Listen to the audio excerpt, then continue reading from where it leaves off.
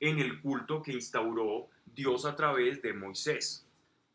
Entonces, ¿en qué consistía ese culto? Consistía en que todos los israelitas, todos los judíos, tenían que ir al templo y ofrecer un animal o cereales y viandas y cosas que eran producidas por la tierra para la expiación, perdón, purificación de sus pecados. Dependían de llevar un animal que tenía unas características. Vamos a leer las diferentes características que tenía ese animal para que entendamos el paralelismo entre el culto racional, que es el nuestro, versus el culto ritual, que era el del Antiguo Testamento. Y vamos a exponer también en qué consiste ese culto racional, ¿cierto? Y cómo es el mecanismo que rige ese culto racional, que es la renovación de la mente. Y ahorita vamos allá. Entonces, vamos a Levítico en el Antiguo Testamento.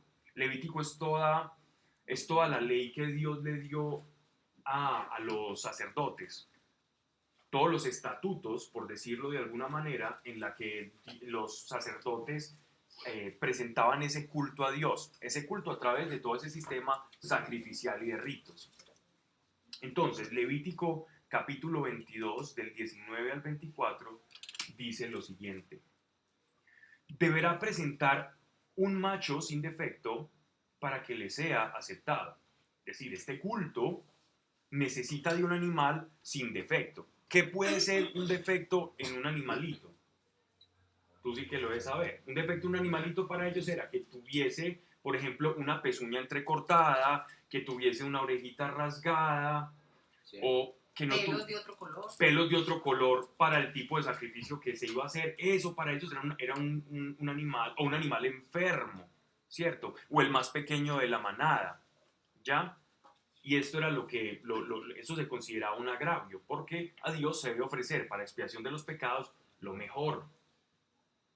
En paralelo, nuestro Señor Jesucristo fue el Cordero de Dios sin mancha, inmaculado, sin mancha alguna. Por eso Él no podía haber pecado, porque el solo hecho de que nuestro Señor hubiese pecado, lo hubiera hecho un Cordero inaceptable para poder expiar todos nuestros pecados.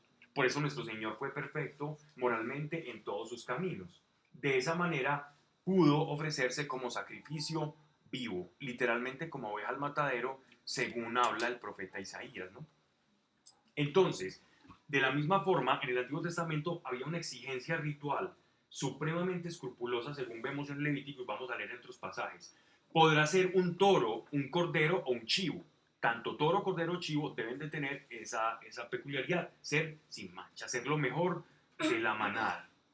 Pero no, bueno, manada no, manada depende pues del animal, pero no un animal con defecto, porque no le será aceptado. Cualquiera que presente al Señor un sacrificio de reconciliación, ya sea en cumplimiento de una promesa o como ofrenda voluntaria, es decir, los sacrificios no solamente se hacían una vez al año, sino que cada quien podía ir para presentar, para el cumplimiento de una promesa, de un beneficio que había recibido de Dios, ir a ofrecer al templo de Jerusalén, ir a ofrecer un sacrificio. Vemos en Hechos de los Apóstoles que el apóstol Pablo hizo esto. El apóstol Pablo, en cumplimiento de una promesa, se cortó, se dejó crecer el pelo, la cabeza, y en cumplimiento de la promesa fue a Jerusalén y ofreció sacrificio en Jerusalén. El apóstol Pablo como judío y a la vez como creyente y apóstol, porque todavía el templo no había sido derribado. Y él fue simplemente en cumplimiento de una promesa porque era judío. Pero sabía que no era por sus pecados. Entonces miren, porque alguien puede mirar, pero si el apóstol Pablo dice precisamente que ya no es necesario en la carta de los hebreos el sistema sacrificial porque el sumo sacerdote Cristo, él se entrega a sí mismo, entonces hay que entender que Pablo no estaba yendo a sacrificar un animal por sus pecados, sino en cumplimiento de una promesa, que es completamente diferente. Pero no me voy a meter por ese lado. Entonces dice: no le presentes al Señor animales ciegos o lastimados o mancos o con verrugas, sarna o erupciones en la piel, ni los den para ser quemados como ofrendas en el altar del Señor. Como ofrenda voluntaria podrás ofrecer un toro o un carnero que tenga las patas disparejas. Miren, como ofrenda voluntaria, no sacrificio por tus pecados, es diferente. Pero en cumplimiento de una promesa no te será aceptado. Tampoco deben presentar al Señor animales con los testículos heridos, golpeados, arrancados o cortados. No practiquen estas cosas en su tierra. Es decir, uno que habían castrado para que se engordara, no lo lleve. ¿Cierto? Bien, sigamos.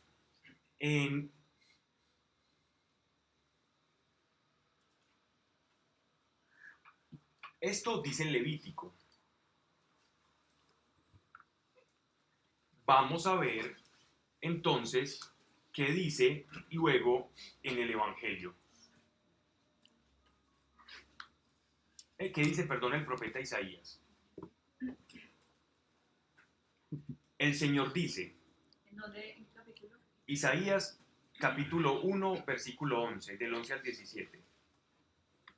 Estamos viendo primero cómo es el culto, ¿no? En el culto era inaceptable un sacrificio donde tuvieran alguna falla o alguna mancha los animales.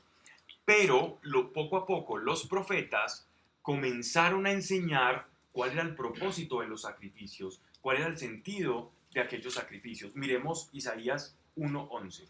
El Señor dice, ¿para qué me traen tantos sacrificios? Ya estoy harto de sus holocaustos, de sus carneros y de la grasa de los terneros. Me repugna la sangre de toros, carneros y cabritos. Ustedes vienen a presentarse a mí, pero ¿quién les pidió que pisotearan mis atrios?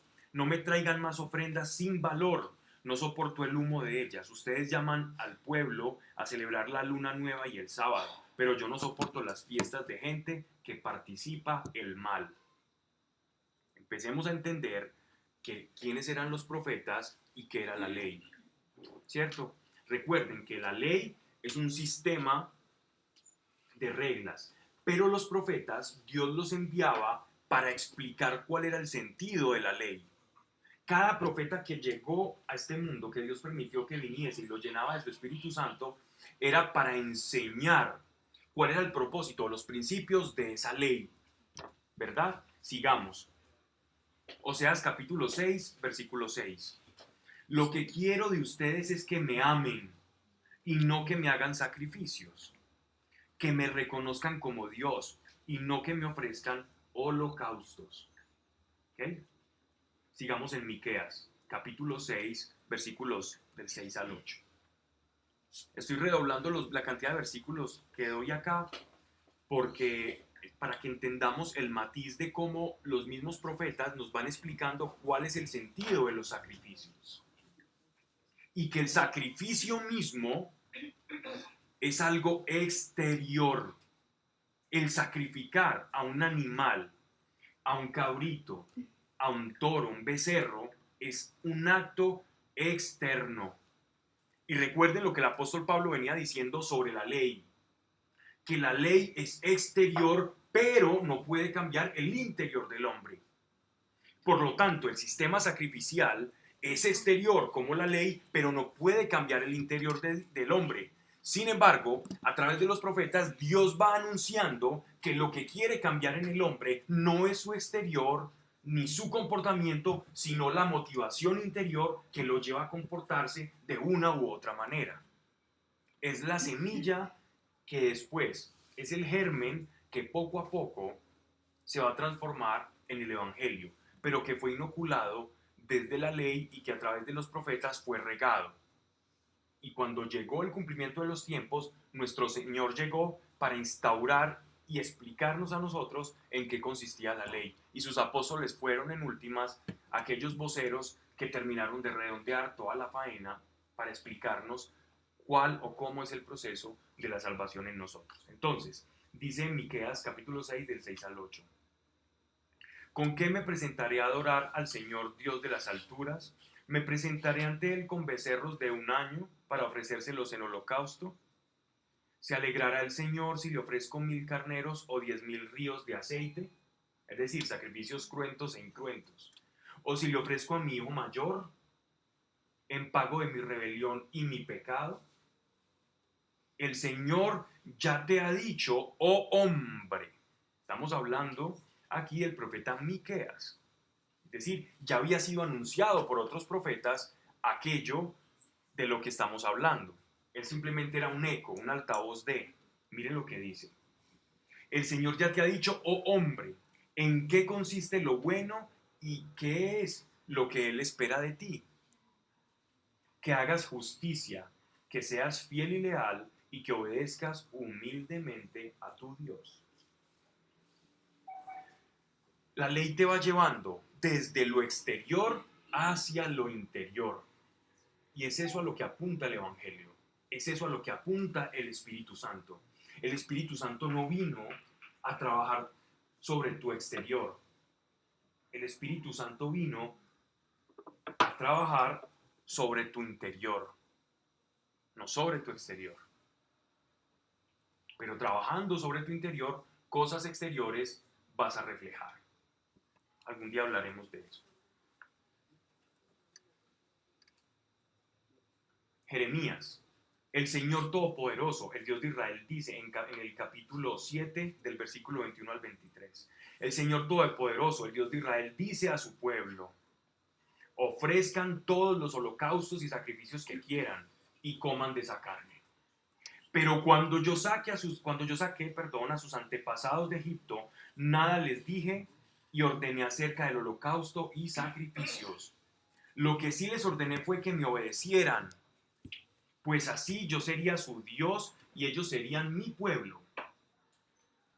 Y les dije que se portaran como yo les había ordenado para que les fuera bien.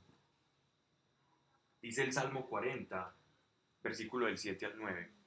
Por eso dice, aquí estoy tal como el libro dice de mí. A mí me agrada hacer tu voluntad, Dios mío. Llevo tu enseñanza en el corazón. En presencia de tu pueblo numeroso, he dado a conocer lo que es justo. Tú bien sabes, Señor, que no he guardado silencio. Esto es lo que quiere Dios. Este es un salmo de David. Esto es lo que quiere Dios. Un hombre que haga su voluntad porque ha tenido una transformación interior. No vivir en las formas exteriores. Que eso es el acercamiento más sutil a la piedad, pero no es la piedad. La piedad no es hacer cosas. Es ser algo. Ser algo. Y ese ser algo es lo que Él hace en nosotros. Ahora bien, entendiendo esto del culto de los sacrificios, para no detenernos mucho ahí, vamos a ver entonces en qué consiste el culto de nosotros, porque era una pregunta que se le podría estar haciendo al apóstol Pablo. Venga, entonces nosotros que somos gentiles y no sacrificamos corderos, no somos judíos, no somos circuncidados, entonces ¿cómo vamos a participar de esa gracia y cómo vamos a obtener ese perdón de los pecados? ¿O cómo hacemos? ¿Qué nos toca hacer a nosotros? ¿Cuál es nuestro culto? ¿Cuál es nuestra liturgia? ¿Cómo nos tenemos que reunir y qué tenemos que hacer si ya desde el Antiguo Testamento se viene desarrollando todo un culto, ¿no? Y entonces ahí es donde viene el punto fuerte de este pasaje. Entonces, entendiendo en el marco que estoy hablando, voy a volver a leer y perdonen, si estoy repitiendo mucho me dicen, pero solo es que quiero ser claro, ¿no? Os ruego pues, hermanos, por la misericordia de Dios, que ofrezcáis vuestros cuerpos, ahora nos está hablando a nosotros, como hostia viva. Los sacrificios ofrecían un animal vivo, no muerto, ¿no? En este caso nosotros somos quienes nos ofrecemos. Santa, agradable a Dios. Este es vuestro culto racional. Racional en este sentido quiere decir que es un culto interior. Es un culto interior. Es un culto del que nosotros podemos dar razón. Es el culto de una transformación interior. Aquí entregarnos a nuestro cuerpo, el apóstol Pablo está diciendo, pórtense bien y ofrezcanle todas esas buenas obras a Dios, que ese es su culto. No confundamos lo que está diciendo el apóstol Pablo con eso. Él no está diciendo, pórtense bien, que ese es su culto. No. Sigo adelante para poder explicarlo y no repetir después. Que no os conforméis, ahora va a explicar en qué consiste ese culto racional. que no os conforméis a este siglo. Esto es tan largo, tan profundo. Para reconocer a un judío en la antigüedad se necesitaban varios elementos. Se necesitaban varios elementos. El primer elemento que se necesitaba, circuncisión. El segundo elemento que se necesitaba, participar de un sistema de sacrificios para reconocer a un judío. Me circuncido y presento mis sacrificios. Por lo tanto, soy judío porque cumplo unas normas. Entonces aquellos me reconocen como judío porque cumplo estas normas delante del Señor. Pero no me reconocen como judío por mi mundo interior ni por la vida interior que yo tengo, sino por actos externos. ¿Ok? Entonces, a nosotros, ¿cómo se nos reconoce? Si a un judío se le reconoce por esas cosas que hacen, ¿cómo reconocer a un creyente? ¿Cómo se le reconoce a un creyente? Por los frutos nos conoceréis. Pero los frutos, ¿por qué nacen? ¿Qué es un fruto? ¿Qué hace a una manzana diferente de una pera? La semilla. La semilla, porque la semilla tiene una información. La semilla tiene una información genética. Y esa información genética hace que se comporte de una manera que adquiera unas dimensiones, una consistencia, una coloración, un gusto, un sabor, etcétera, etcétera, de pera o de manzana. ¿Verdad? Nosotros, ¿cómo nos reconocemos? ¿Cuál es nuestra semilla? El espíritu. La fe. La palabra. La fe nos hace nacer. La fe nos hace nacer. Pero ¿cuál es nuestra semilla?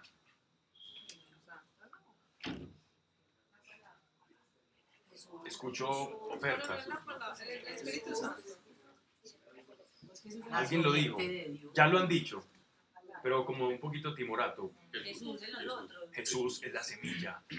Por eso la palabra Es necesario. Jalisco, no te rajes, con cara gano y con sellos también. Pero está bien, él es el logos, él es la palabra. Miren, ¿Cómo estás? Jesús en nosotros. Es necesario que yo muera. Es necesario que la semilla muera. Era necesario que nuestro Señor muriera para poder germinarnos a todos, a cada uno de nosotros. Él muere para esparcir la semilla de la salvación en todos. Y esa semilla está inoculada, está sembrada en cada uno de nuestros corazones. Por lo tanto, nuestra semilla es Cristo. ¿A ustedes les parece que Cristo vivió conforme a los parámetros de este mundo? No. Pablo, pero porque Jesús, si el que viene a nosotros el Espíritu y lo vamos dejando. Sí, pero la semilla fue Jesús. Sí, Jesús no te El Espíritu Santo es quien la riega y es quien la hace crecer. O sea, él es el que nos da el Espíritu. Pues, Correcto, por eso, pero él fue la semilla que necesitó, ese carcasón, esa cascarita que necesitó morir para que el Espíritu naciera en nosotros. Pero la semilla fue Jesús. Pero entonces no semilla que está dentro de nosotros, sino la semilla del mundo. Sí. Que llegó acá. Pero es que Pues está en dentro de el- nosotros cuando te evangelizó y conociste a Cristo. No, están nosotros con el Espíritu, no. Es que La palabra. toda participación del Espíritu Santo, cuando tú recibes al Espíritu Santo hay una participación de la Trinidad. Sí. Yo no puedo hablar del Hijo sin el Espíritu y al Espíritu sin el Padre, pero podemos diseccionar un poco en cuanto a las acciones. La acción del Espíritu no es la misma de la del Hijo. El Hijo se entregó por nosotros, el Espíritu glorifica la acción del Hijo. Así que la semilla que fue destruida en la carne, no en el Espíritu Santo se encarga de hacerla efectiva en cada uno de nosotros, ¿cierto? Pero hay una acción trina de todos. Dime. De hecho, pues como iglesia somos el cuerpo de Cristo Ujú. y Cristo es la cabeza. Total. Y finalmente nosotros reflejamos a Jesús. Que por intimidad, por el Espíritu es el canal para tener esa intimidad, pero lo queremos reflejar a Él, queremos reflejarlo a Él. Sí, Ok. sí. Bueno, Está bien. Hermano, donde pueda. Nada más. Encima de alguien, no hay Pablo, pero es problema. que, o sea, la pregunta tuya fue, ¿cómo nos reconocen a nosotros? ¿Cuál es la semilla? No, correcto. La semilla es Cristo. Ahora vamos a ver, vamos al punto. Jesús, siendo Él el molde ideal, el prototipo, proto significa en griego primero, el prototipo, el primer tipo de hombre perfecto, porque Adán fue también un prototipo, un primer tipo de humano, pero un humano que cayó. Entonces Él es el prototipo de la naturaleza caída, pero Cristo es el prototipo de la nueva naturaleza, que debe estar en nosotros. Nosotros tenemos la semilla de Adán, pero también tenemos la semilla de Cristo. Nosotros tenemos esa polaridad, dos simientes en nuestra vida. Tenemos la simiente caída de Adán y la simiente del Mesías reestructurado. Y esas dos semillas se contradicen entre nosotros y nos llevan a esa dualidad en la que el apóstol Pablo hablaba en el capítulo 8, ¿verdad? Entonces sí, el Espíritu Santo es a quien albergamos dentro, ¿ya? Pero la semilla que necesitó ser enterrada, que fue al abismo, que se hundió y después nació y se fue al cielo, eso es simplemente una señal de el que iba a subir, bajó. La semilla cae del cielo, es insertada en la tierra y de la tierra surge, y el rocío que cae cuando sube es el Espíritu Santo, pero la semilla es Cristo. Okay. Entonces, cuando dice que no os conforméis a este siglo, Jesús no vivió conforme a las reglas de su mundo. Si bien respetó las reglas, Él vivía su propia regla. ¿Cuál era la regla de Cristo? El amor. Ok, de esa manera se manifestaba. ¿Cómo decir que no va a decir el amor? La regla era el espíritu, era la vida en el espíritu. La vida en el espíritu es lo que se antepone a la vida conforme el mundo. El espíritu y el mundo no son amigos. Este mundo no tolera, al espíritu. No tolera. Cuando tú naces en el espíritu, vas a notar, y alguno me desmentirá si no ha experimentado esto. Cuando comienzas a caminar con Dios y ves que de pronto empiezas a repetir patrones de tu vida que antes te hicieron caer en vergüenza y que antes no te hacían sentir mal, tal vez sí te hacían daño, pero si no te hacían daño y simplemente era algo más del mundo, de una vida ligera, por no decir una palabra más fuerte, no te sentías mal, pero después empiezas a ver, ya esto no me gusta, o si lo haces porque le gusta tu carne, ya no te sientes igual, ya sientes una convicción de que hay algo mal dentro de ti. O empiezas a escuchar ciertos discursos en las noticias, o ves en alguna película que hablan algo ofensivo de Dios, de la creación, y hay algo que se empieza como a sentir por acá. Y empieza a sentirse como una ira santa, ¿no? Pero experimentamos una transformación y un estado del ser diferente que frente al mundo nos hace sentirnos en contradicción. O incluso, y no está mal el sentir esto, está mal en sentirlo y seguirlo sintiendo todo el tiempo. En sentir, Dios, yo quiero que tú me lleves ya, yo aquí ya siento que no quepo. Bueno, siquiera solo fueron 2 manos levantadas.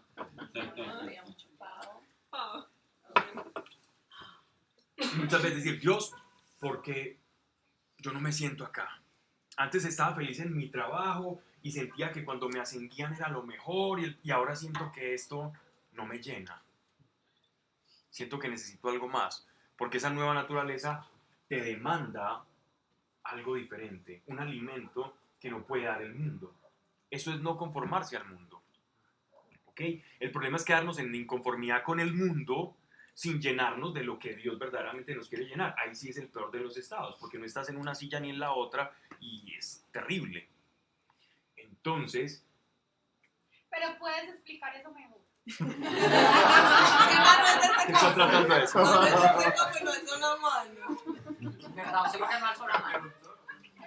Que se quedó suspirando. No se podía quedar ¿Qué callado. quieres que expongamos? Dime. Repíteme la última.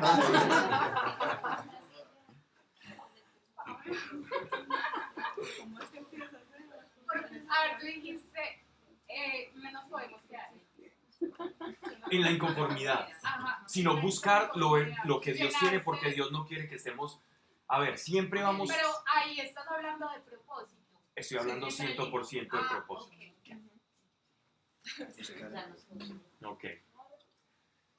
Entonces, ¿cómo los demás pueden ver que no nos estamos conformando a este siglo? ¿Cómo se hace práctico esto? ¿Cómo se evidencia esto en una vida o en una praxis de la vida cristiana normal? Aquí hay puesto. Aquí hay dos. Bueno, ahí está Claudio. ¿Cómo está? ¿Cómo se desarrolla o cómo se manifiesta esto? Lo quiero escuchar que usted... Comportamiento, perfecto. ¿Qué comportamiento? Por ejemplo, Orar por las otras personas. Alguien está enfermo, tomate esta pastilla. No, venga, yo oro por usted, que eso lo puede sanar. ok, Mi tiempo de estar en la presencia de Dios, ok. desagrado hacia cosas carnales que ya Ahí. que a todo el mundo le parecen normales y para Es mí ahí. no es normal y pues hace parte de ese culto para él. Ese es la el punto. castidad. Ese es el punto de lo que está hablando acá, porque está hablando del culto racional. El culto racional. El mundo va en una dirección. Va en una dirección. Y la dirección hacia la que va el mundo está en contravía a los principios de Dios. Y cada vez esto se va recrudeciendo y nosotros nos vamos configurando en una minoría. Primero una minoría que dicen religiosa. Después una partida de fanáticos. Después locos. Y después nos persiguen. Dime. Ay, qué pesado. Porque lo puedes expresar al mundo con orgullo de llevar esa vida y llevando eso a que otras personas quieran experimentarlo como tú lo experimentas. Sin vergüenza porque estás muy orgullosa de eso que tienes porque Dios te lo dio. Ok.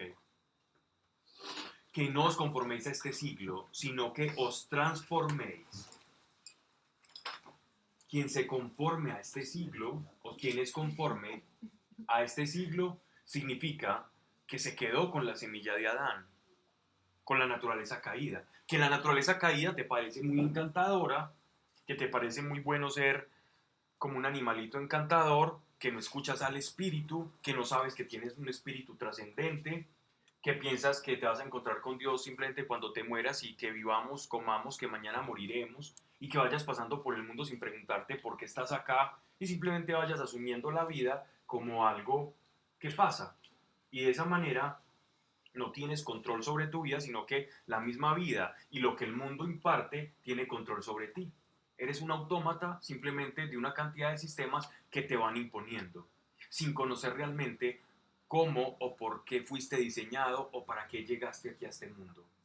Quien se conforma según el mundo significa que el mundo tiene un molde, un patrón, y te dice, oye, yo te ofrezco este patrón, este molde, un molde que van cambiando, ¿cierto? Conforme el paradigma mundano va cambiando.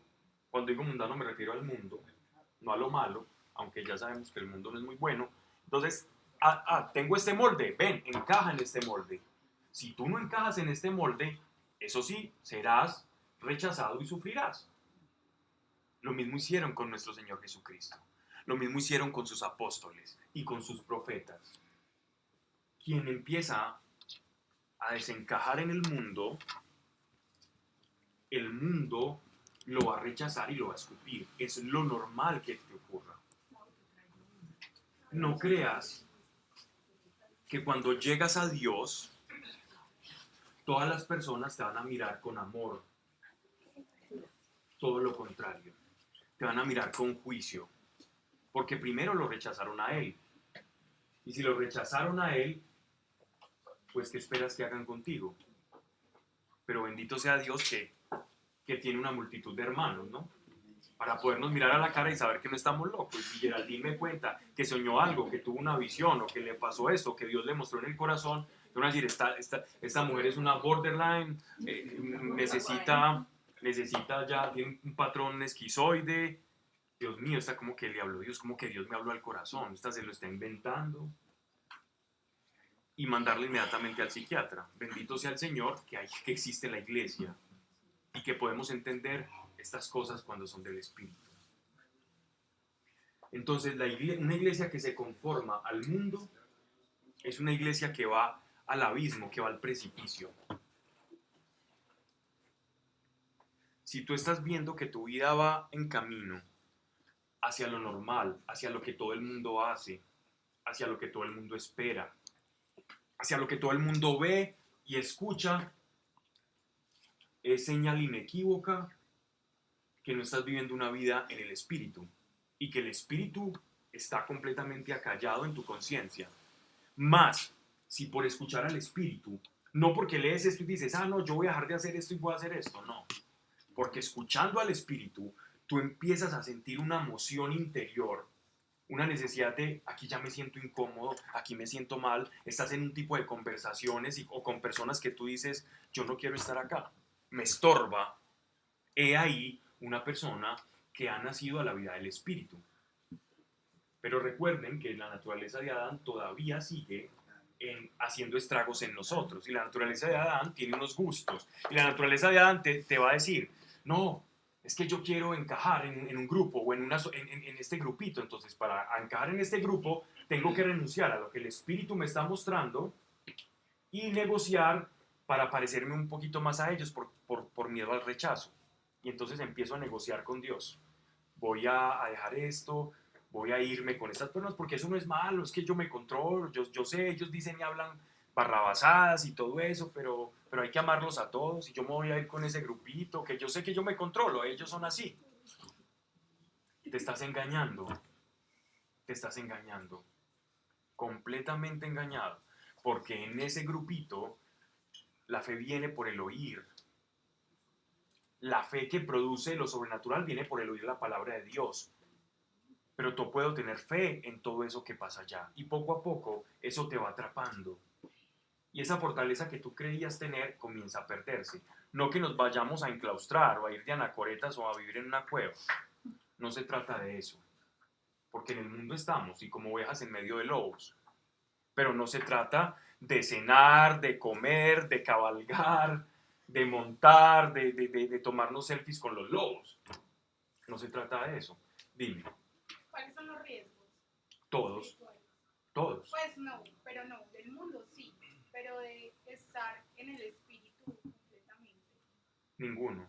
O sea, Los riesgos de pues, ser no sé si feliz. estoy formulando bien la pregunta. No. Pues se va a pasar muy interesante.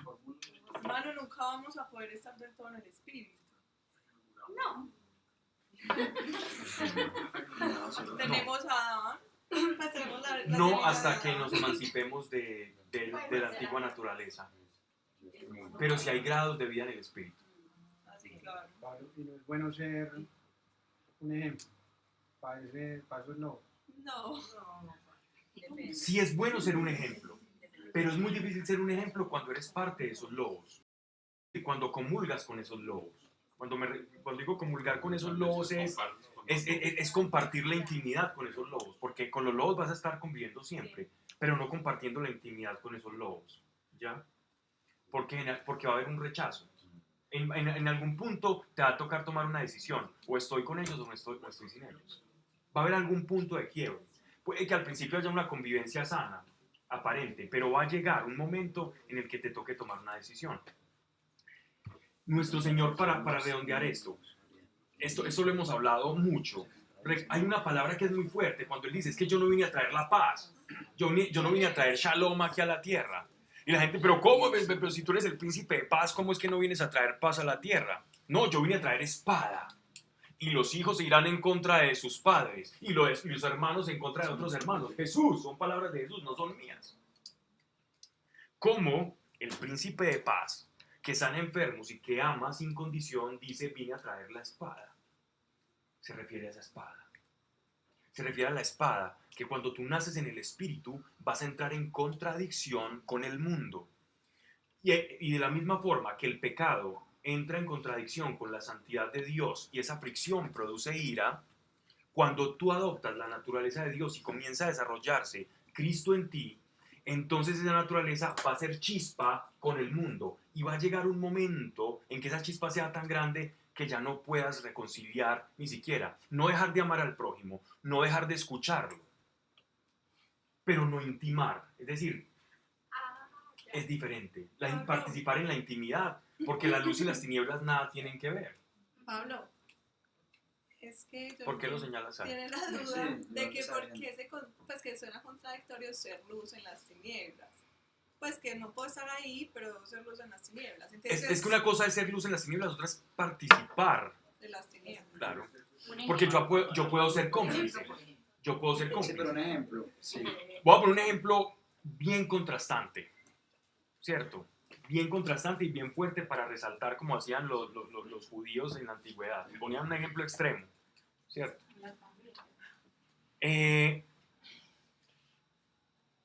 Están tienes una cantidad de practicando ciertos ritos o ciertas liturgias de invocación de espíritus, por decirlo de alguna manera. De ángeles, invocación de espíritus, de cosas de tipo. Tú ya sabes las puertas espirituales que eso trae, ¿cierto? Y entonces van y te hablan y tú eres un creyente light, abierto, bien. Y te vas con ellos y dices, ok, esto es bonito, esa gente es muy buena, todos somos amigos, Jesús amó a todo el mundo, yo voy a ir con ellos y empiezas a participar de todo eso, pero de lejos, no, yo no hago, no te dicen, no, no, te respetamos, y siguen ahí. Esa sola participación, ese cohecho, esa participación en este estado de cosas, te está haciendo cómplice de todo esto. Te está haciendo cómplice de todo eso porque en tu interior no hay una denuncia o hay una incomodidad. ¿Y de qué forma estás haciendo luz si no estás participando? Más si con tus palabras les enseñas y les exhortas, entonces de esa manera sí estás haciendo luz, ¿verdad? A veces simplemente no se puede porque en un entorno laboral es complicado, ¿cierto? Entonces simplemente escuchas hasta donde puedas escuchar, te retiras y te vas, pero no participas de. Y de esa manera ellos van a notar que le incomodó, que fue lo que pasó. Y alguno quizás se te acerque y te dice, ¿qué te pasó? Y tú le digas, mira, es que a mí yo he experimentado esto con Dios y creo que esto afecta a eso y les está haciendo daño. Y puede ser una persona evangelizada. Y he visto estos casos ocurrir mucho. Personas que por la forma en que tú vives se te acercan a ti y me dicen, ¿y tú por qué no haces esto? ¿Y por qué eso? ¿O por qué hablas de esta manera sin necesidad de predicar o de mencionar el nombre de Jesús? Y resultan personas llegando al Evangelio sin ni siquiera tú proponértelo, simplemente por tu estilo de vida que les causó curiosidad. Otro ejemplo, por ejemplo, los testimonios, cuando tú vas y haces un servicio en la cárcel y haces un testimonio, que vas tinieblas que ir a un lugar tan necesitado y ahí está haciendo luz en las tinieblas. No te tienes que mezclar con el pecado, ¿cierto? No es como que yo me voy para donde todos están pecando, porque yo voy a hacer luz, a no ser después de que Dios se lo ponga, ¿cierto? Nosotros hemos ido de las prostitutas, pero no prostituirnos, ¿cierto? Es eso, o sea, como que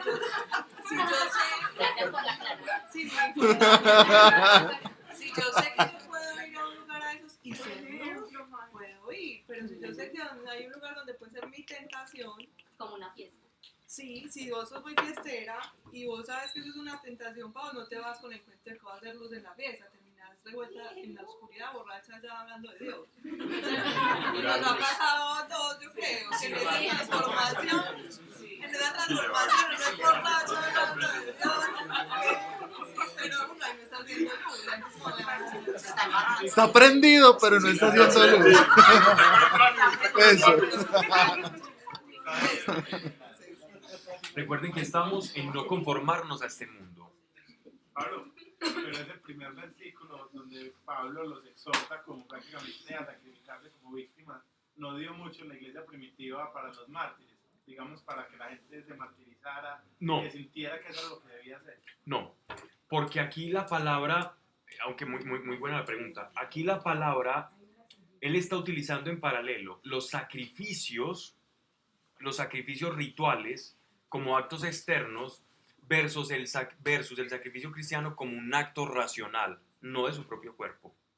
El martirio es diferente a este pasaje. Este pasaje es de tu mundo interior, de tu hombre interior, no de tu carne como tal, no de lo externo.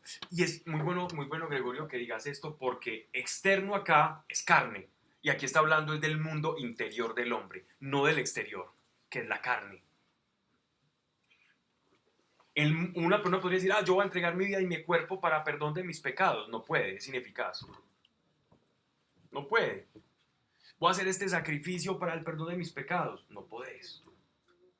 Voy a cargar 300 kilos acá, yo solamente puedo cargar 72, voy a cargar 300 y Dios me va a ver y me va a perdonar. No podés.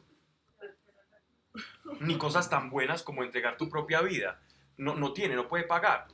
Eso es como pagar con, lo decíamos la otra vez, con billetes de tío rico, de un juego, ir a comprar un seguro de vida con billetes de tío rico. Uno decir, no, esto no puede. Muy buena tu intención, pero no puede. La transacción no se puede, no es eficaz, no se puede realizar. Es exactamente lo mismo que cuando intentamos comprar lo que es del espíritu con cosas de la carne, ¿no? Que no os conforméis a este siglo, sino que os transforméis, metamorfosis, es la palabra acá, por la renovación de la mente. ¿Cómo ocurre esta transformación? ¿Cómo es nuestro culto racional? ¿Cuál es la liturgia del creyente? Es la renovación de la mente. Porque nuestra mente viene desde niño bajo el parámetro de un sistema educativo, desde nuestros padres, desde los paradigmas sociales, desde las revoluciones culturales. Nosotros venimos con un prototipo de hombre que el mundo tiene como el hombre ideal. Y ese hombre ideal ha ido mutando hasta el punto en que uno ya no sabe qué es el ser humano. Y en esos momentos, en la actualidad, el ser humano es lo que quiere hacer. Es una masa que ya ha sido tan manoseada, ya la manosearon tanto, la figura que Dios creó y el hombre que Dios diseñó, ha sido tan manoseada que ahora es simplemente un amasijo para que cualquier doctrina, cualquier pensamiento, bien sea político, dogmático, sociológico, cultural, nos diga, ustedes son esto. Ustedes pueden ser, ustedes no son hombres ni mujeres, eso es un concepto social. Usted sea lo que quiera hacer y póngale un nombre a eso. Cuando usted tenga ese nombre, entonces usted puede ser lo que sea. Venga, la sexualidad, eso no existe, la sexualidad es simplemente un impulso que usted puede canalizar por donde sea. Y nos van llevando hasta tal de construcción de la identidad del ser humano que ya el patrón de este mundo es precisamente no tener patrón. La regla es usted mismo. Decida usted qué es, cuánto es y qué quiere. Sin un patrón, un diseño original. Y hacia allá vamos a pasos agigantados. A pasos así agigantados. Ese es un seminario que nos debemos, que es la antroprovisión bíblica del hombre, que seguramente vamos a tener. Sí, por favor. En junio. ¿En junio es? Sí, hagámoslo en junio. Yo creo que eso ya creo que lo tenemos, ¿no? Pues la fecha, más o menos una tentativa. Ok. Que no os conforméis a este siglo, sino que os transforméis por la renovación de la mente. Miren, después de esa renovación de la mente que vamos a explicar, ¿para qué nosotros nos renovamos nuestra mente? ¿O qué produce esa renovación de la mente? ¿Qué hace que no nos conformemos a este siglo? A ver, ¿cómo ocurre eso que nosotros no nos conformamos a este siglo y que empecemos a notar, venga, eso que están diciendo los noticieros, que repiten en todos los programas de opinión, en todos los libros, en la nueva educación, que nos están vendiendo a nosotros, hay algo interiormente que nos dice, aquí hay algo que está mal, aquí parece que hay una agenda que es extraña. ¿Cómo nosotros podemos repeler eso? Dice, renovando la mente. Cuando yo voy renovando mi mente, ¿qué descubro? ¿Qué descubro? Dice, para que sepáis discernir, cuando yo renuevo mi mente de la vieja naturaleza y voy recubriéndome de la naturaleza de Cristo y a vivir de la carne al espíritu, comienzo a descubrir, a abrir los ojos y cuando veo, eso primero que veo es discernir cuál es la voluntad de Dios. Lo que es bueno, lo que es agradable y lo que es perfecto. Wow. ¿Qué pasa cuando empieza en el creyente a renovarse la mente? Cuando tu mente, inoculada por la semilla de Cristo, a través del Espíritu Santo, comienza a desarrollarse una vida espiritual dentro de ti, hay algo que comienza a pasar. En todos. Y no porque te lo tenga que decir nadie. Nadie te tiene que decir. Y tú comienzas a tener la percepción de esto desagrada a Dios. O esto agrada a Dios. Yo creo que esto que yo hacía antes, de esto que me reía, o esto que veía, o esto que hacía, o esto que tomaba, o estos con quienes me reunía, ya no son agradables a Dios. Y comienzas a sentir una contrariedad y una necesidad de explicación de qué es lo que te está pasando. Y esto se produce naturalmente en los creyentes. Pero ojo, no podemos dejar toda esta renovación de la mente al Espíritu Santo. Porque si bien esto te va a comenzar a pasar, recuerda que el apóstol Pablo está diciendo que este es nuestro culto racional. ¿Qué quiere decir? Que así como los judíos iban y llevaban el corderito como un acto de la voluntad, ese va a ser nuestro culto. Es decir, vamos a tener que tomar partido y llevar nuestra mente que está cargada de todas esas improntas del pasado, de los parámetros de la sociedad, llevarla a la luz del Espíritu, de la palabra de Dios, e ir cambiando esos conceptos que teníamos en nuestra antigua naturaleza, cambiarlos por los conceptos de la palabra de Dios. Porque ¿cómo se renueva una cosa? Si no es porque eso que se renueva ya está viejo. Y si aquello que está viejo se renueva, es porque viene algo nuevo que lo va a reemplazar. Entonces, ¿qué es lo que entra a reemplazar nuestra antigua naturaleza? Pues la naturaleza de Dios y la vida espiritual, ¿verdad? ¿Y cómo participamos de esa vida espiritual? Primero, esa renovación o ese culto racional se hace trayendo la palabra a la vida. Ejemplo práctico. El mundo está diciendo que el aborto es algo bueno, ya es deseable.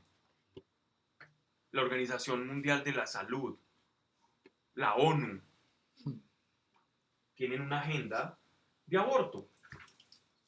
Y hay mucho dinero de muchos países involucrados en patrocinar clínicas y todo esto abortista. Y hacer que todas las legislaciones y hacer una presión social para que todos los legisladores de todas partes del mundo vean esto como lo deseable.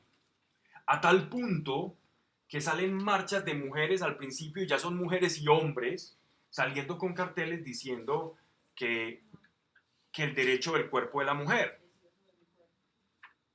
Y son cada vez más. Hay una presión social que es como una olla a presión que está a punto de explotar. Y entonces los gobiernos, un tipo que simplemente se montó allá por votos o para generar ciertos recursos y tomar al Estado como un botín, se monta allá y dice, a mí no me importa, cada quien, y por darle gustillo a todas esas organizaciones no gubernamentales, simplemente para parecer muy moderno y conforme a este mundo, entonces dice, vamos a legislar sobre esto, ábranse todo, y salen en programas de opinión diciendo, sí, la mujer, el derecho, ¿y el niño qué?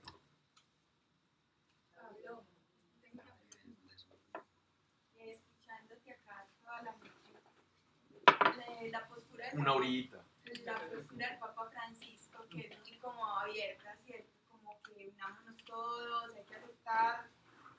Cuando, por ejemplo, por el tema de la sexualidad, una vez se pregunta, bueno, si una persona es homosexual, ¿cierto? Yo cuando te escucho siento que es como muy estricto, o sea, lo que es y lo que no. O sea, Dios digo, hombre y mujer los cree. Pero cuando dicen tenemos que aceptarlos a todos, amarlos, nos estamos metiendo en la oscuridad. Porque En lo absoluto. La postura del Papa Francisco es muy abierta. No, entonces está equivocado. No. Mira. Levanten la mano quienes dicen mentiras. Eso se va muy bien. Quienes se mienten a sí mismos, quienes dicen mentiras, quienes tienen mal pensamiento, a veces le da rabia con una moto que se le atraviesa por la derecha. Jamás. Okay. Mentir es pecado. Okay. ¿Quién no está de acuerdo con que mentir sea pecado? Todos sabemos que es pecado. Y somos drásticos y radicales en que mentir es pecado. Okay. Y aquí estamos conviviendo todos. Y nos estamos dando los unos a los otros. Y yo sé que si le digo, Sebas, necesito un favor, Sebas me dice, ¿qué necesitas, hombre? Yo te ayudo. ¿Cierto, Sebas? Espero que sí. Para que el ejemplo aplique. Yo sé que él me va a ayudar. Y con cualquiera de ustedes lo haría igual. Y ya levantamos todos como unos mentirosos, ¿cierto? Que todos decimos mentiras. Es exactamente igual. Lo que pasa es que tendemos a estigmatizar pecados, ¿no? Lo que pasa es que hay pecados que huelen más y hay pecados que no huelen, pero no dejan de ser pecados. Entonces, ¿cuál es el problema? El problema no es la persona, sino la acción, es el pecado. Dios dice que no hace acepción de personas, pero detesta el pecado. ¿Qué hacemos con esa contradicción?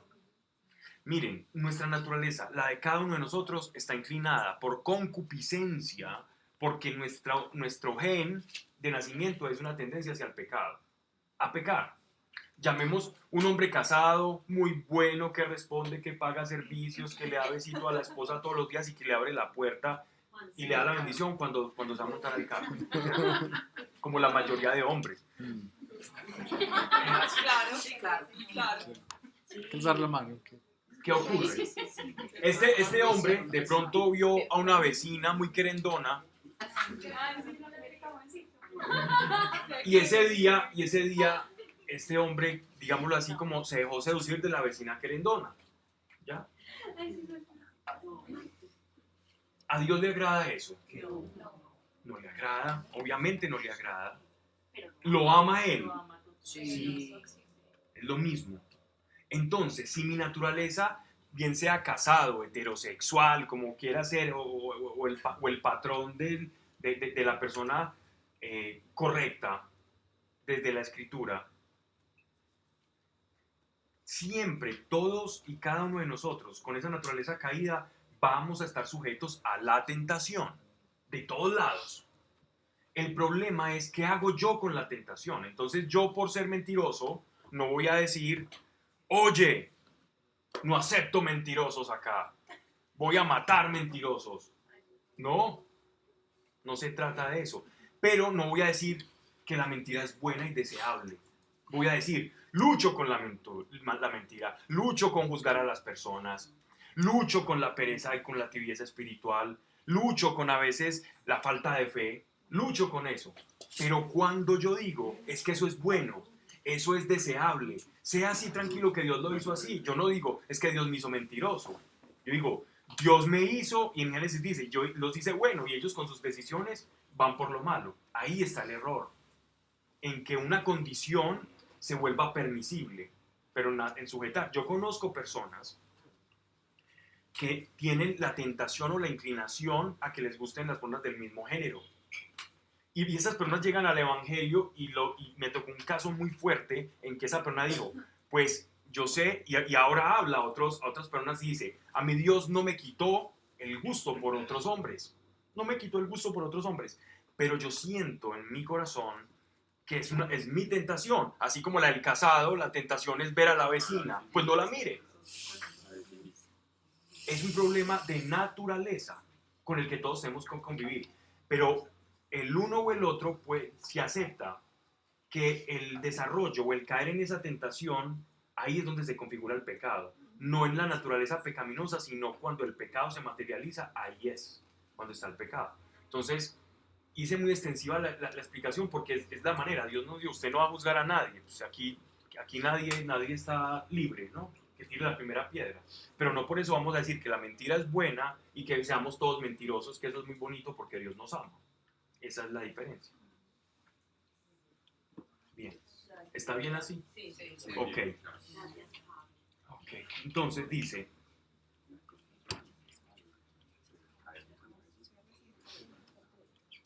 la renovación de la mente. Por ejemplo, eso es una buena manera. Dios dice que esta condición es mala. Yo siento ese mal en mi corazón, entonces yo cambio como yo piense a como Dios piensa. Y ese es el vehículo por el cual yo me voy a introducir a la vida en el Espíritu. Va a llegar un momento en el que esa renovación esté tan interiorizada en ti que ya ni siquiera vas a necesitar saber que algo es bueno o malo para hacerlo, sino que tú lo vas a sentir. Donde hay algo que no te huele a Dios, porque la naturaleza de Dios te está formando en ti y lo vas a sentir. Te vas a sentir a disgusto en un lugar, con personas, con cosas que están diciendo, sin que nadie te lo dijese. Algo muy lindo que nos comenzó a pasar hace años en un grupo que teníamos en un restaurante, donde le hablábamos a muchos jóvenes de, cuando éramos jóvenes de Dios.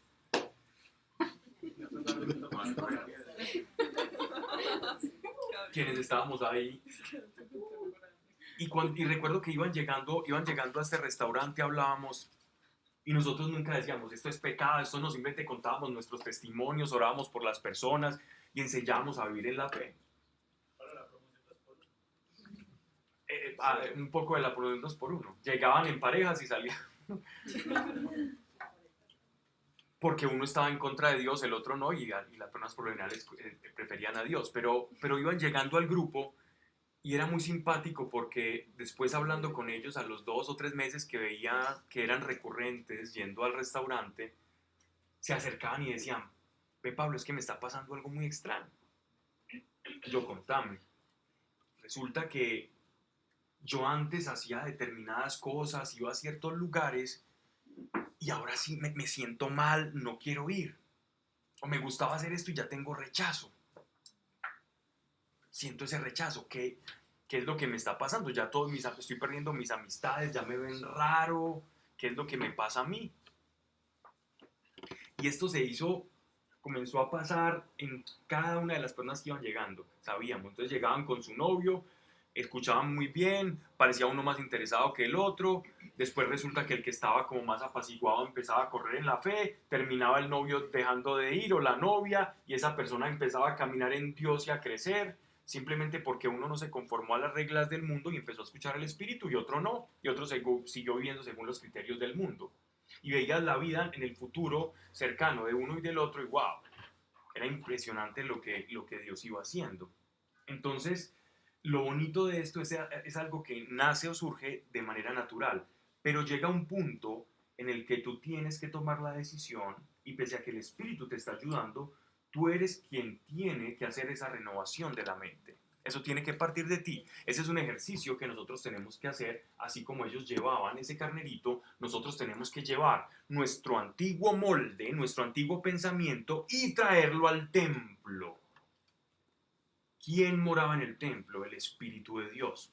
Entonces, como es un culto racional, tú lo tienes que traer al templo, la palabra de Dios la traes al templo del Espíritu Santo, que es tu cuerpo, que es tu mundo interior, tu vida interior, y comienzas a traer esa palabra de Dios y a renovarte, a cambiarte. Si el mundo dice esto, voy a ver qué dice Dios.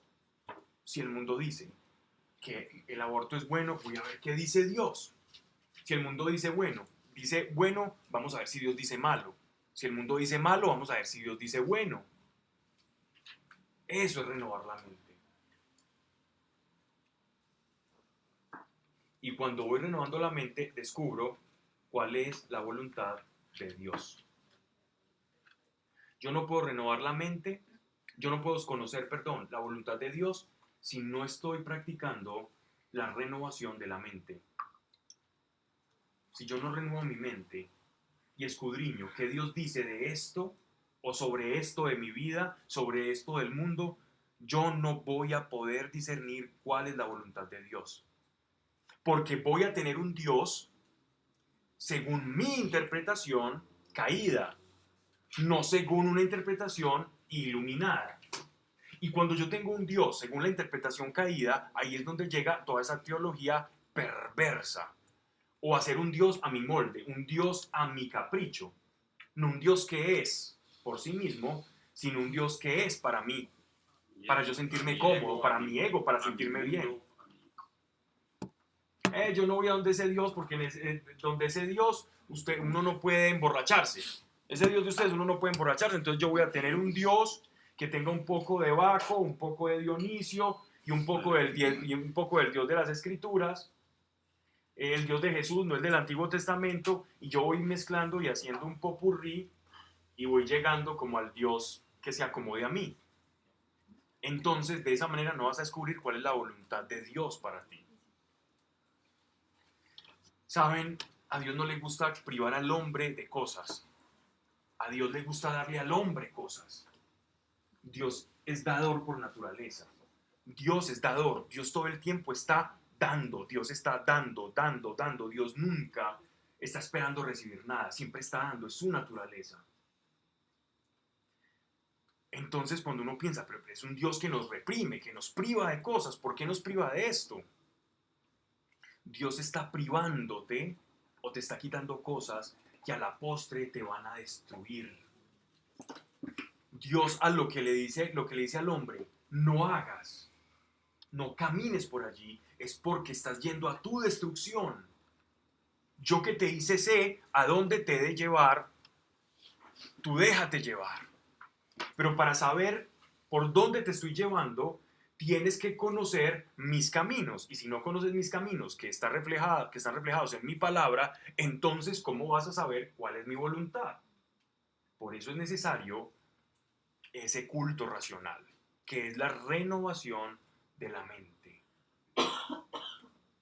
De esa manera te vas a diferenciar del mundo y los demás van a saber que en ti hay algo diferente. Porque si yo soy como el mundo, entonces ¿cómo voy a enseñarle a las personas de Dios si yo pienso igual al mundo? Entonces, ¿qué es lo que voy a enseñar? Si yo pienso igual al mundo, ¿qué es lo que estoy enseñando? El mundo, no puedo. Nosotros, los que nacemos a la vida en el Espíritu, nos volvemos en signos de contradicción. Pocos nos van a querer. Muchos nos van a rechazar. No es sino que vayas y hablas en lo que crees, sal a un seminario por allá que estén hablando, bien sea un simposio de medicina, o qué sé yo, de psicología, de sistema lacantiano, Freud, por allá en una universidad, y di, oh, yo creo que voy a resucitar de entre los muertos porque yo creo en Jesús. Yo no creo que seas el alma de la fiesta ese día. El rechazo va a llegar a ti. Y con nuestro Señor lo hicieron. Y lo rechazaron los suyos. O cuando uno llega a una familia que no cree en Dios y comienza a hablar de Dios. Oh, Dios. Ahí es cuando viene, no he venido a traer paz sino espada. Es eso. Cuando tú te vuelves un signo de contradicción, tú te vuelves una espada. Porque la palabra es la espada, y si la palabra mora en ti, entonces tú te vuelves una espada como una palabra. Y la espada no le gusta a mucha gente. A quien no es espada no le gusta.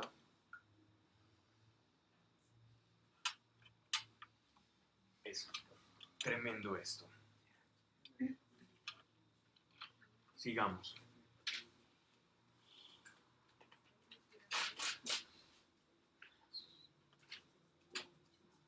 Vamos para el versículo 3, ¿verdad?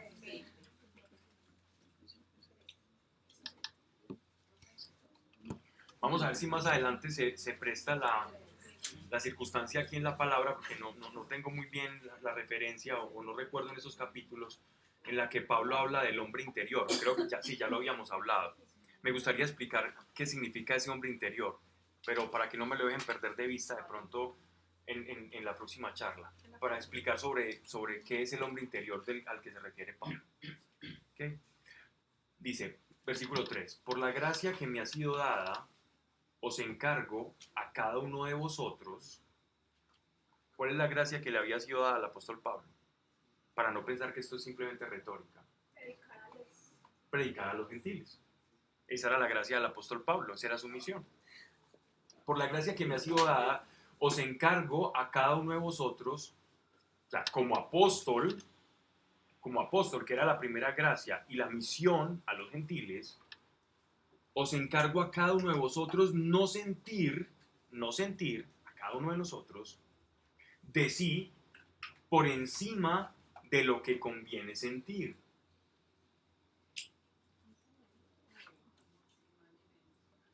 No pienses por lo que Dios ha hecho en ti, por cómo piensas, por lo que sabes, por lo que crees saber, que estás un peldaño o un escalón por encima de los demás. Entonces, os encargo a cada uno de vosotros no sentir de sí por encima de lo que conviene sentir, sino sentir modestamente, cada uno según la medida de fe que Dios le repartió. Explico. ¿Esto qué quiere decir? Traducción. Dios a cada uno, en la medida en que vamos renovando nuestra mente y descubrimos cuál es la voluntad de Dios, qué es lo bueno y qué es lo malo y qué tiene Él para mi vida. Entonces, no puedo saber cuál es la voluntad de Dios. Primera premisa, si no estoy renovando mi mente. Yo puedo orar mucho y no trabajar en renovar mi mente. Yo puedo orar 1000 horas. Puedo orar todos los días seguidos, puedo ayunar. Pero si yo no trabajo en renovar mi mente, no estoy haciendo mi sacrificio. Mi culto, perdón. El sacrificio no, mi culto racional. Pero renovando la mente es con qué? Con la palabra. Con la palabra. Con la palabra para eso. Con la palabra y el Espíritu. Y el Espíritu, eso. Al principio, el Espíritu Santo actúa en nosotros y esa renovación se produce de manera natural. Correcto. Pero Él nos está pidiendo, hágalo usted. Sí. Porque yo soy el que lo ayudo a vivir esa vida en el Espíritu, pero necesito que usted, ese es su culto racional. Porque cuando uno arranca, la palabra no la entiende como, no la asimila como la tiene cuando uno hace, la practica y la sigue continuando. Correcto. Ahí ya cuando la practica el Espíritu ya le empieza a uno a iluminar un poco más. Y el Espíritu actúa y hace para ti conforme lo que tú tengas dentro. Todo lo que te ocurre por la fe es porque primero lo recibiste por la palabra. Todo lo que tú operas por la fe es porque primero lo recibiste por una palabra. A ti te dijeron, el Señor Jesús es tu Salvador. Es una palabra. Tú lo creíste por fe y por ese hecho de creer, eso produjo algunas cosas. A ti te dicen, es que Dios provee. Y tú dices, Dios provee, wow, me lo voy a creer. Pues te conviene, a mí también me conviene y casi todas las promesas de Dios, todas nos convienen. Entonces, usemos la fe para que nos convenga y experimentemos lo que Dios quiere para nosotros. Es una forma de saber su voluntad. Dios dice una cantidad de cosas. Dice, amado, yo deseo que tú prosperes así como seas prosperado, así como tu alma. Es decir, que prosperes económicamente, así como tu alma también, tu hombre interior prospera. También nos dice, yo tengo deseos sobre ustedes de vida y no de muerte. Entonces sabemos qué es lo que Dios quiere. Dice que quiere que seamos sanos. Sabemos que Dios quiere. Entonces son promesas a las cuales nos podemos asir, podemos agarrarnos, podemos aferrarnos, ¿no? Dice, entonces, cuando nosotros estamos trabajando en esa renovación de la mente, hay algo que comienza a desarrollarse también, que comienza a nacer. ¿Y qué comienza a nacer? Un discernimiento de la voluntad de Dios para mi vida. Un saber para dónde estoy yendo, hacia dónde me está llevando Dios. A esto es lo que el apóstol Pablo, cada uno según la medida de fe que Dios le repartió. Porque por la fe se atrapa o se renuevan las promesas, por la fe se escucha la palabra y se recibe para practicarla. Y si yo por la fe comienzo a practicar la palabra, entonces voy descubriendo la voluntad de Dios para mi vida y camino sabiendo cuál es mi puesto en el cuerpo de Cristo. ¿Sí me estoy haciendo entender? Cuando yo empiezo a renovar mi mente y sé y empiezo a adoptar la identidad, no del mundo, sino la identidad que Dios tiene para mí, yo voy buscando un lugarcito y me voy acomodando en el lugar que me corresponde dentro de la iglesia. Entonces, en esa medida de fe que tengamos, no que el que tenga una medida de fe más grande entonces se hagan en el mejor puesto y el que no, eso no tiene nada que ver. Es diciendo, usted se va a sentar en el puesto que le ocupa. Dame un segundo. Y el puesto que te ocupa es el puesto que más te va a gustar. Siempre. Dios no te va a poner en el lugar que no te diseñó para estar. Y cuando estás en el lugar que Dios te diseñó para estar, vas a ser feliz. La felicidad en esa ecuación es inequívoca. Cuando tú estás haciendo conforme los dones y talentos con los cuales Dios te diseñó, la felicidad te atropella. No hay nada que hacer. Pablo, yo te quería preguntar, pues para nosotros estamos empezando, en mi caso personal, a leer la Biblia y sentir pues como esta hambre de saber más y más, por cuál libro pues nos recomendarías como empezar. Lucas. después Hechos de los Apóstoles. Lucas, Hechos de los Apóstoles, y después te me retrocedes a Génesis. Oiga, No, este. Levítico Ay, no. no. ¿Quién dijo Levítico? Lucas, Hechos de los Apóstoles ¿Quién? y Génesis. Gregorio. Y todo lo que no le cuadre, escríbalo. Y ahí tiene a su hermano. Y tiene número. Hágale. Lucas porque fue el evangelio escrito para las personas que no éramos judíos. Entonces uno lo entiende. Ay, a mí me encanta San Juan. Me parece más claro que incluso y es más tierno. Lo que pasa es que Juan fue escrito, el propósito de Juan, ustedes saben por qué fue escrito. Fue escrito para reconocer la divinidad de Cristo y sobre todo para los gnósticos y los movimientos ocultistas. Entonces les tiene que hablar en ese mismo lenguaje que ellos entendían y sobre el cual estaban malinterpretando a Cristo. Tanto la carta de Judas y el Evangelio de Juan fueron escritas para ellos. Entonces, la mejor manera de empezar el Evangelio es para lo cual fue escrito Lucas. Y Lucas es un pensamiento sistemático occidental. Entonces, para una mente, por ejemplo, occidental, es mejor esto. Para una persona que ya ha tenido un encuentro con el Señor y que lleva un tiempo deleitándose, la profundidad que toca el Evangelio de Juan es muy bonita, porque uno encuentra los 7 yoes los 7 yo soy de Jesús, por ejemplo, y la manera en que se identifica con la divinidad, con Dios y todo eso. Pero Lucas es muy organizadito, el de Juan es más bien un poco desorganizado la estructura.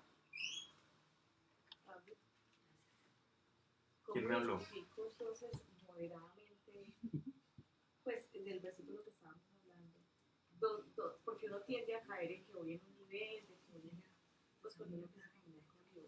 ¿Cuál Está es bien. esa moderación? Muy buena pregunta. La moderación es la medida de tu fe. Sí, ya te voy a explicar esto. La medida de tu fe es la revelación que tú tengas por esa renovación de la mente del lugar que estás ocupando, sabiendo cuál es. La moderación la pone la medida de lo que tú sepas, es la verdad. Me explico, tú sabes, no por encima ni por debajo. Donde tú sabes, por la medida de la fe, ese es tu lugar. Nadie que ha tocado el Espíritu va a dejar de saberlo. Tú sabes qué lugar te ocupa. Y obviamente vas a saber que hay unas personas que están llegando y que hay que nutrir. Pero en este caso te toca ponerte por debajo porque te va a tocar ponerte como servidor. Así que nunca vas a estar por encima de nadie. Es por eso la moderación, porque estamos llamados a ser más pequeños. La moderación la da el servicio, pero que en tu corazón tú no te pongas por encima, sino en el punto que te corresponde. Eso es lo que está diciendo el apóstol Pablo. En un cuerpo no hay alguien que esté, la mano no es más importante que una pierna, pues no hay nada más importante, o la oreja que un ojo, o la nariz que la boca, o un pulmón, el pulmón envidioso de ser corazón, pero si esos pulmones se afectan, se muere, si el corazón se afecta, se muere. Todo es importante, es un sistema, ¿no? Bien. Dice, versículo 4, pues a la manera que en un solo cuerpo tenemos muchos miembros y todos los miembros no tienen la misma función, así nosotros, siendo muchos, somos un solo cuerpo en Cristo. Pero cada miembro está al servicio de otros miembros. ¿La moderación qué la da? El servicio. Era lo que estábamos hablando. Si tú crees que eres más, ay, por Dios, pues te va a tocar entonces servir, porque si crees que eres más es porque crees que tienes más, y si tienes más entonces puedes repartir más. Pues lo siento, amigo, le tocó ser el de oficios varios para todos. Así es, en el cuerpo de Cristo es el mundo al revés. El más pequeño es el más grande termina siendo el más pequeño. La medida no es según el mundo. Según el mundo, el más grande está ahí, entonces los títulos y esto, y el dinero y la fama, y esos 3 ingredientes hacen una persona, según el mundo, muy grande. Según la iglesia, según Dios, el más grande es el que más sirve a todos. Y sirviendo a todos se hace el más pequeño. Pero el más grande arriba, otra vez. El más grande en el reino de Dios es el más pequeño. ¿Qué pasó? Que perdió toda la clase. No, Que sirviendo entonces es más pequeño, acá. el más grande. No, por eso, pero en Dios el más grande. El más grande en Dios, pero según el mundo el más pequeño. Sí, el más bobo. Cuando el gerente de la empresa se va a servir los tintos, se va a hacer absolutamente todo. No, se va a gerenciar y si acaso aparece por allá, o va y firma, y va a las juntas y ya, de accionistas. Pero no está, porque es su cargo, es su papel, según el mundo. Generalmente los políticos o los ministros, cuando se dice ministro, la palabra es servidor. Un ministro es un servidor, se supone que es servidor de todos, pero ni te le puedes acercar. Está rodeado. En una campaña es de todos, pero cuando están en el cargo ya no son de todos, ¿cierto? En el mundo con Dios es completamente diferente. Se hace el servidor de todos. Así que según el mundo es pequeño, pero según Dios es grande. O sea, que la moderación la da el servicio. ¿Quiere ser grande? Sírvale a todos. Sírvale los tintos a todos. Sirva la Coca-Cola. Pero ahorita, tranquila. No ha podido escuchar la clase. El mundo te dirá, ¿y este quién es? ¿Y este para qué estudió? Y Dios te dirá, encontré un hijo. Dice, pues a la manera en que un solo cuerpo tenemos muchos miembros y todos los miembros no tienen la misma función, así nosotros, siendo muchos, somos un solo cuerpo en Cristo, pero cada miembro está al servicio de los otros miembros. ¿Okay? Pues tenemos dones diferentes. Nadie hace lo mismo. Algunos pueden hacer cosas similares, pero todos somos diferentes y tenemos dones diferentes. No hay nadie imprescindible. Todos somos dependientes los unos de los otros. Esto lo hablábamos para no repetirlo, en el retiro que tuvimos en diciembre, fue en noviembre, no recuerdo. Nosotros hablamos de esa necesidad los unos de los otros. Necesitamos el que ore por los enfermos, necesitamos el que predique, necesitamos el que aconseje, necesitamos el que exhorte, necesitamos el que tiene fe para creer en lo imposible, necesitamos el que anime a los demás. Necesitamos el operativo, al que dice, no, yo no hablo, a mí no me pongan en esos temas, pero tienes la mesa servida. Pero alguien que tiene una necesidad, ya esta persona la previó antes incluso de que se produjese. Y que trabajan como incógnitos. Mejor aún, porque su recompensa va a ser doble. Para el ministerio también nos quedan plata. Hay otros ministerios, por ejemplo, hay otras personas que tienen empresa y ayudan a que la obra de Dios crezca. Y se llama a aquellos que tienen don de liberalidad. Entonces Dios les provee y ellos proveen y proveen de lo que Dios les da. Y a eso se le llama el don de liberalidad. Dios les da y ellos dan, porque uno no puede dar lo que no tiene, ¿no? Entonces dice, dones diferentes según la gracia que nos fue dada. Entonces sabemos que va a haber multiformidad de dones dentro de la iglesia. ¿Y eso qué hace? Que todos nos necesitemos los unos a los otros, para todo. En mi caso, por ejemplo, soy de una torpeza operativa, la cosa más terrible, y carezco como de sentido práctico muchas veces. Entonces, si yo no tengo una persona que sea súper organizada al lado y que estructurada, o que tenga buena memoria para acordarse de esto y de lo otro, yo me siento como perdido en el infinito. Entonces, Dios, gracias, siempre me ha puesto personas como anclas y me dicen, no, Pablo, vos dijiste esto, o quedaste de hacer esto, mi WhatsApp es un caos, les pido perdón de antemano. Entonces, y yo digo, sí, ok, y después van pasando las cosas y así lo anote, se me pasa, por muchas razones. Entonces, es claro que no soy una persona muy operativa, ¿no? Pero hay otras personas que tienen un don y parecen con una estructura mental como que vienen con, sí, un esquema, todo, una capacidad de proyección y a donde ponen el ojo allá van y tienen todo esto y una claridad pues meridiana, y en la iglesia son hiper necesitados, en una congregación, en un grupo. y de todo, y también los que aconsejan, por ejemplo, o los que son capaces de alegrarte el día con una palabra, Los intercesores. los que interceden, Que nadie los ven tu ve. necesidad, y ellos ven tu necesidad y se van a orar aparte sin ni siquiera decirte, y simplemente después te preguntan, ¿cómo estuviste? ¿Cómo estás? Y dices, ve, mira, me empezaron a pasar cosas, y el calladito sabe que Dios está operando a través de él. Muchos dones, hay otros que tienen pues, diversidad de dones, liberación, sanidad, milagros, profecía, y sirven para los demás, ni siquiera para ellos, porque los dones son para los demás. No hay dones que sirvan para uno mismo, excepto el de lenguas, que sirve para la edificación personal, pero los demás dones o carismas sobrenaturales del Espíritu, ¿a quién edifican? A los demás.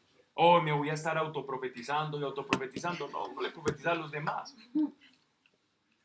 Tú oras por los demás. Es para eso. ¿Qué provecho vas a sacar tú? Más allá de alegrarte en expandir el reino de los cielos y ver que Dios está tocando personas.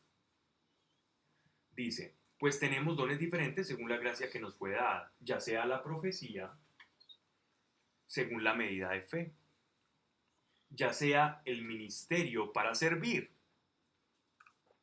El ministerio para servir. No todos profetizan. No todos están diciendo Dios dice o mira esto. No, pero esa persona tiene un don para servir, para ver la necesidad del otro, para organizar. Y es un don que pone el Espíritu Santo y es sobrenatural. Y vale lo mismo que el que profetiza. Eso es lo que vos decías al principio. Cuando uno llega a la iglesia, entonces y se empieza como uno a conocer o a buscar qué habilidad o qué don tiene. Cuando uno ya ve que en el espíritu está esa habilidad. Por ejemplo, yo soy una persona organizada, metódica, entonces uno sabe que si ya me apasiona eso y yo estoy en eso, ahí es por ahí donde uno empieza a servir. Correcto. Yo me acuerdo cuando trabajan, yo estuve un tiempo en la Niña María.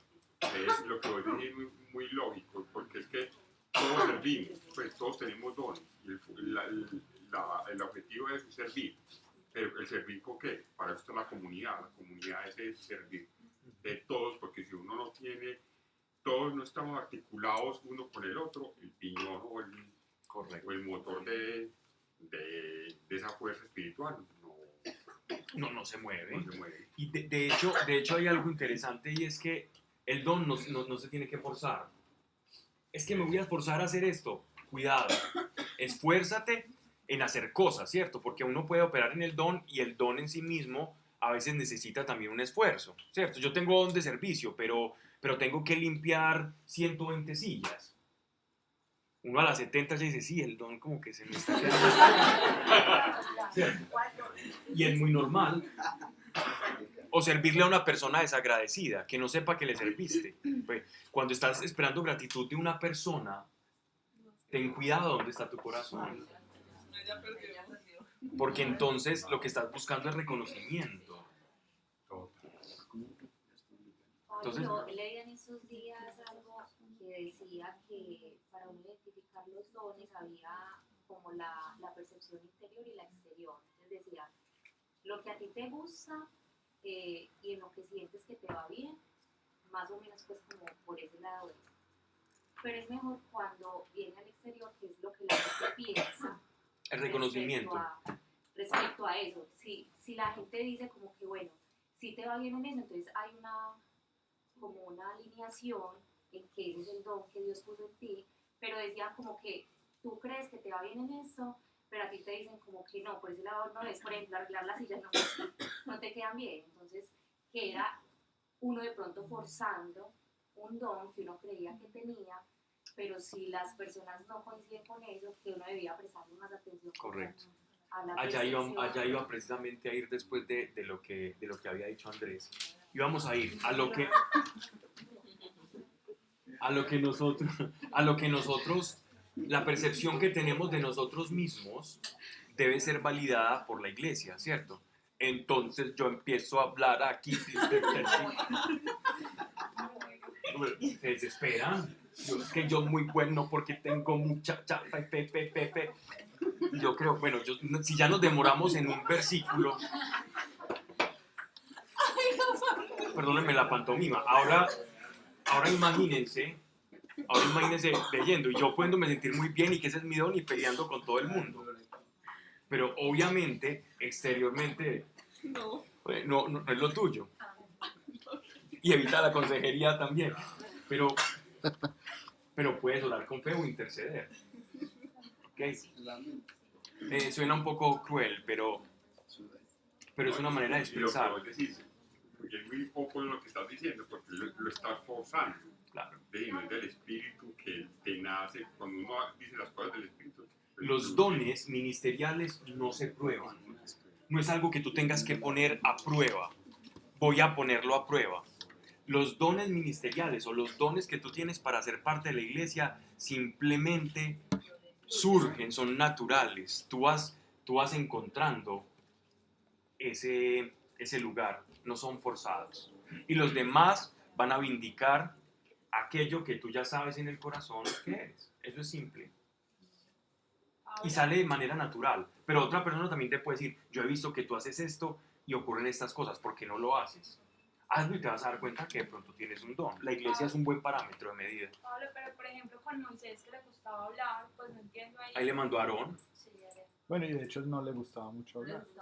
Era corto de palabras. Sin embargo, con Moisés es un caso muy especial, porque Dios le había dicho, ve y hazlo. En el mismo instante en que Moisés hubiera hablado al pueblo, hubiera perdido su tartamudez.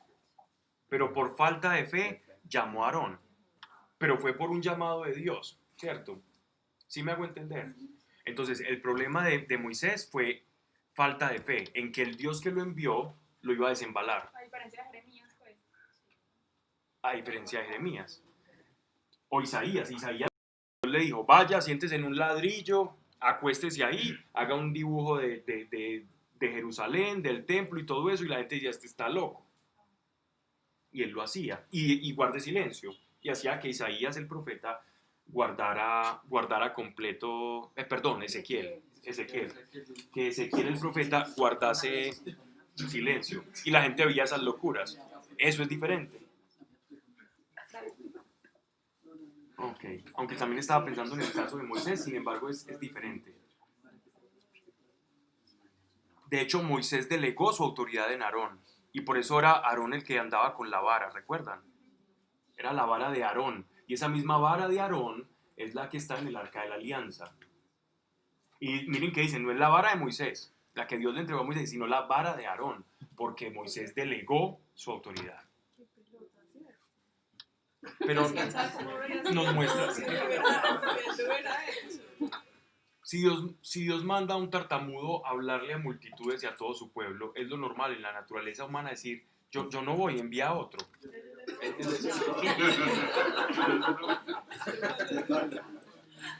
Es lo natural.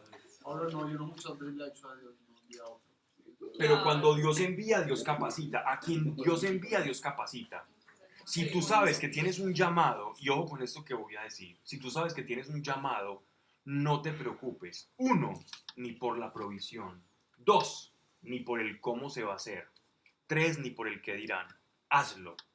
Que quien te envió te capacita, te provee y pone su fuerza dentro de ti. Porque Dios no te envía a tirarte al matadero. Él te da la capacidad, la provisión y la gracia. Capacidad, provisión y gracia, según el llamado. Si no sabes que has sido llamado, pues renueva tu mente para conocer cuál es la voluntad de Dios, para conocerlo. Dice, pues tenemos dones diferentes según la gracia que nos pueda dar, ya sea el de profecía, según la medida de la fe, ya sea el ministerio para servir, que ya hemos hablado, el que enseña también, en la enseñanza, el que exhorta para exhortar. Exhortar no es regañar, exhortar son personas que tienen un don. Esto es un don. El que tenga más cara de 38 larga y regañe más, entonces ese es el que exhorta. Muy equivocados estamos. El principio de la exhortación es la sabiduría. Exhortar no es decir una verdad y soltársela a una persona.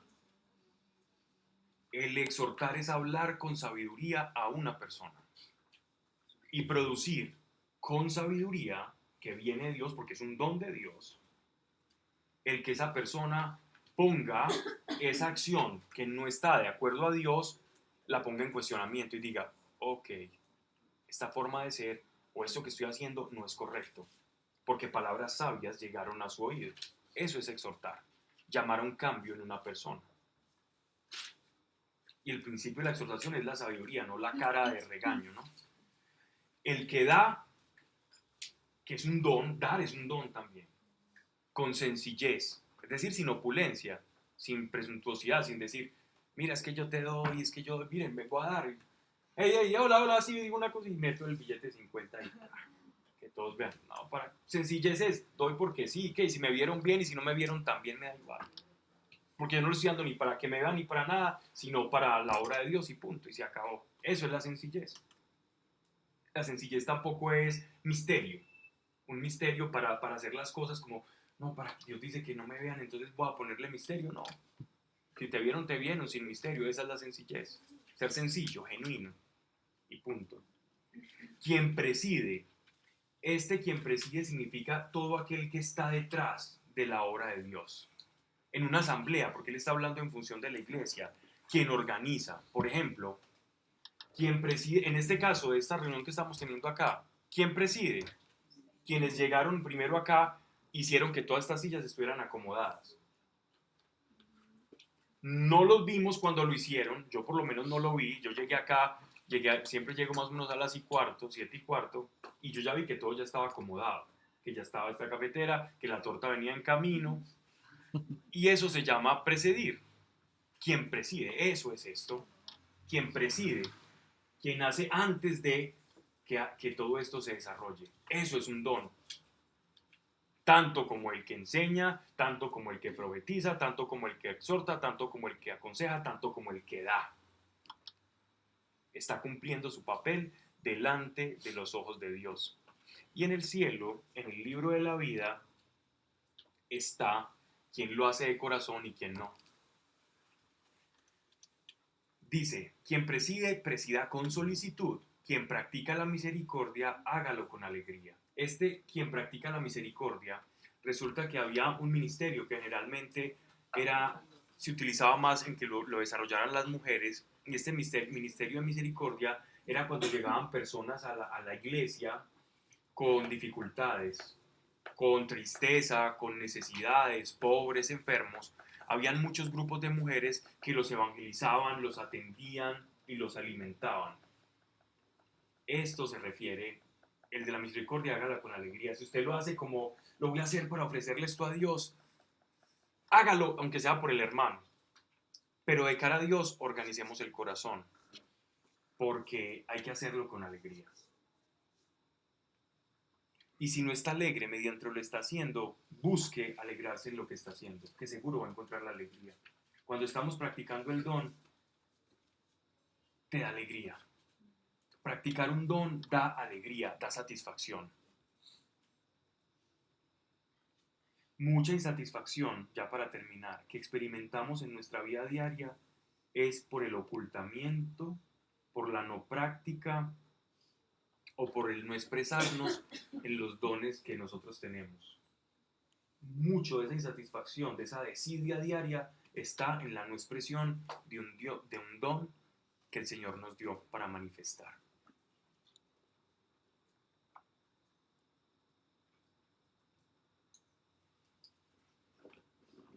Vamos a terminar entonces, no alcanzamos a terminar el versículo 12, el capítulo 12. Entonces vamos a quedar en el capítulo 12, verso 9, que habla sobre el amor. Y es bien bonito. Y también voy a hablar un poco sobre el hombre interior, para no dejar eso sobre la mesa. Y que nos va a ayudar a entender también en qué consiste la renovación de la mente. Que era algo que traía para hoy, pero me fui desviando un poco. Padre, hoy te damos gracias, Señor, por cada persona que has traído acá, por tu amor. Gracias por la sanidad de Samuel Díaz. Gracias, Señor. Gracias infinitas. Gracias por tu mano sobrenatural y porque hay ángeles tejiendo, Señor, cada palabra que tu iglesia unida pronuncia en fe, no para nuestro propio beneficio, sino para el de los demás.